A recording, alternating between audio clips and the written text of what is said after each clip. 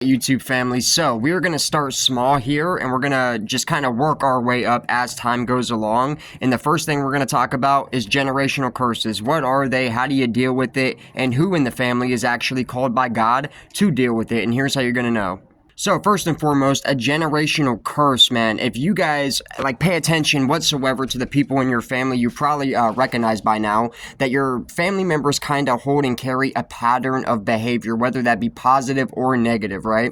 And just for example, the people in my family carry the generational curses of drug and alcohol addiction, gambling addiction, and now this is going to be crazy, guys, what I'm about to say next, but I'm not going to say anybody's names. We're not here to humiliate nobody. Incest and pedophilia. Yeah, Savage's family is, they need help, bro. That's all I'm gonna say. So, how does a generational curse get started in the family? Well, it usually goes back even so far as 3 or 4 generations, sometimes even up to 400 years before you guys were born. Sheesh. And the way that it usually starts is somebody in your bloodline starts a covenant with a person that they had absolutely no business getting involved with in the first place. And until somebody in the family actually is strong enough to break that generational curse, it's just going to continue to go down each generation until somebody finally breaks it. So, who in the family is actually called or chosen by God to break the generational curse? Well, it's typically going to be the black sheep of the family, the one person who nobody in the family likes, they all hate for no reason whatsoever, the person who usually does things an entirely different way than everybody else in your family. That's how you're going to know who it is. And for me and my family, it just so happens to be me. Sorry about that, guys. We had an organized stalker literally creeping right up on my block just a second ago. It is what it is. They can watch all they like. So if you guys are the black sheep in your family, the first thing you're going to notice is that pretty much every single person or family member that you guys have is just constantly against you guys, constantly hating on you, constantly giving you the evil eye, even though most of the time the black sheep is one of the kindest people in the family, period.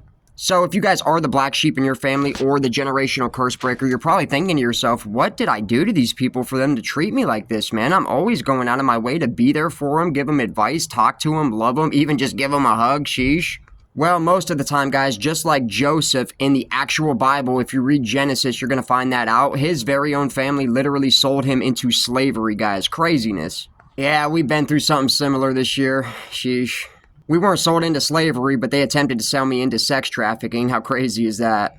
And at the root of it, guys, it was all over money in the first place. Not only that, what drove these emotions are the emotions of envy, jealousy, and hatred. And we got to remember, guys, it's not their fault. It's not their fault at all. Everything like that is controlled and ran by Satan. He's the one that puts those negative thoughts in people's minds in the first place. Like it also says in the Bible, we don't fight against flesh and blood. We fight against principalities of darkness. Sheesh. So if you are the black sheep or the generational curse breaker, the first thing that you guys want to keep in mind is not to get mad at these people for the things that they've done. Even though if your situation is anything like mine, you honestly have every right under the God-green sun to be mad at these people, but it's not their fault. It's actually the devil's fault first and foremost.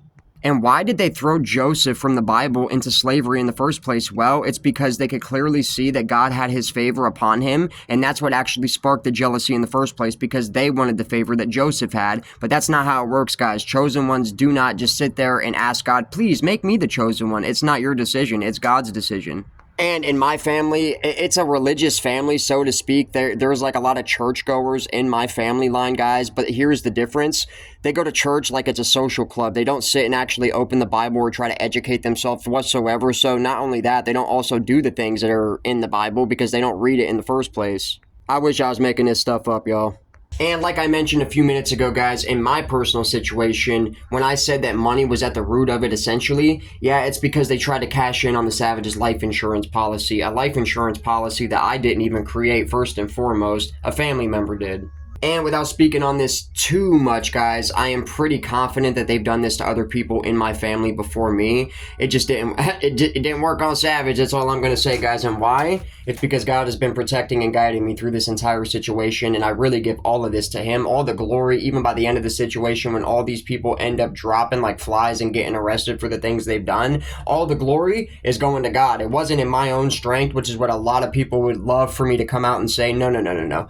God gave me the strength. Don't get that confused. So if you guys are the generational curse breaker within your family, my biggest piece of advice would be this. Even if they try to do some crazy stuff just like they did to Joseph in the book of Genesis, or like they've done to the savage, especially the last year, guys, oh my goodness, they've almost tried every trick in the book. They've tried so many tricks at this point that they're reverting back to tricks that they started when this first started, and it's like, if it didn't work then, why do you think it would work now? Sheesh, just give up. But since Satan is actually operating through these people and through unclean spirits that are actually attached to my family members, they're operating out of the emotion of pride, which is exactly the emotion that Satan carried and the reason that God smited him from heaven down to the earth in the first place. It was all over pride, thinking that they were better than God himself. And that's exactly what my family has been doing, guys. They just don't want to give up no matter what. They're literally willing to take this to the death. And unfortunately, and I am not scared to sit here and say this, guys, it might come to that because eventually God is just going to have enough.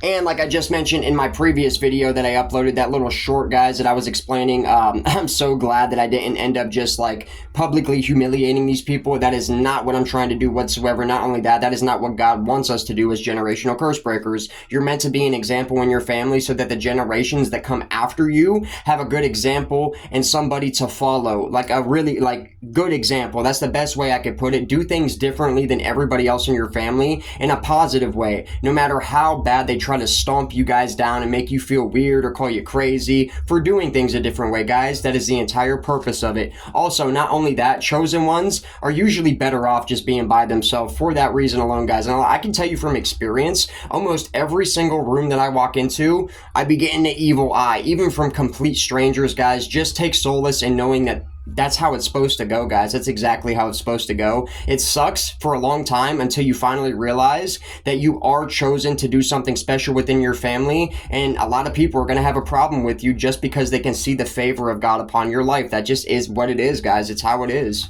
And their entire plot and scheme is to take your light and make it their own. But like I mentioned earlier in this video, guys, we don't get to choose to be a generational curse breaker. You don't choose things like that. God himself chooses that, and only he can choose that. And these people just do not get it, bro. They don't get it.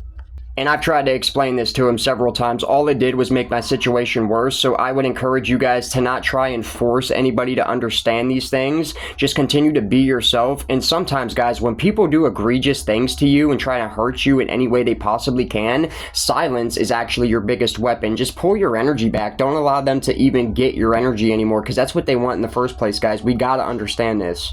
I am so out of my element here, guys. I never thought that I would ever be making content quite like this, but I mean, here we are. That's just how good God is, guys. He can turn the worst situation into the biggest blessing you've ever had in your life. And I am literally experiencing that as we speak. It's super beautiful to see, guys. And honestly, I'm not ashamed to admit this. For the first time in my life, I've actually cried tears of joy because of all the grace and love and guidance, protection, and everything under the sun you can think of that God has placed upon my life. These guys have tried just like situations that nobody should have got out of.